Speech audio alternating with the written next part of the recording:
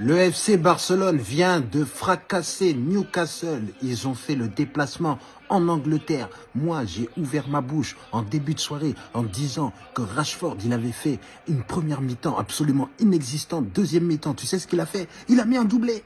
Il a mis un doublé, et pas n'importe quel doublé.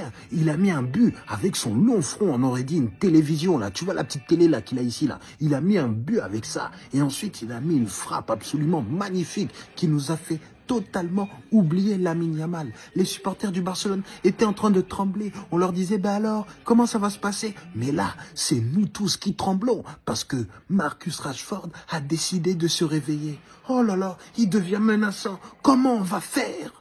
Les menaces viennent de partout avec le FC Barcelone. C'est absolument incroyable. Newcastle est venu, a fait le pressing. Le pressing a été absolument obsolète. Ils se sont crus dans une machine à laver ou quoi? Pourquoi ils ont fait le pressing comme ça?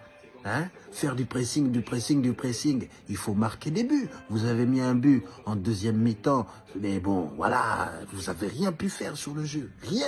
Totalement étouffé. Pedri s'est amusé avec vous au milieu. Koundé était impassable et Rashford avait pour objectif de me faire fermer ma bouche. Donc déjà, supporter du FC Barcelone, je tiens à ce que vous me présentez vos remerciements pour avoir provoqué Marcus Rashford pour qu'il puisse me faire fermer ma bouche. Voilà. Donc maintenant, je vais la fermer et je vais dire que Marcus Rashford, c'est un grand joueur. Et tous les joueurs du Barça sont des grands joueurs. Parce que si tu parles mal d'eux, regarde ce qu'ils font. Je ne vais plus jamais mal parler d'un joueur du FC Barcelone. Surtout le jour où ils doivent jouer contre le Paris Saint-Germain. Je vais dire que du bien d'eux et je vais le penser. On va voir si ça marche à l'envers. En tout cas, bravo au FC Barcelone, bravo aux supporters du FC Barcelone. On a vu de l'autre côté Manchester City qui a complètement fracassé Naples. Naples qui était littéralement...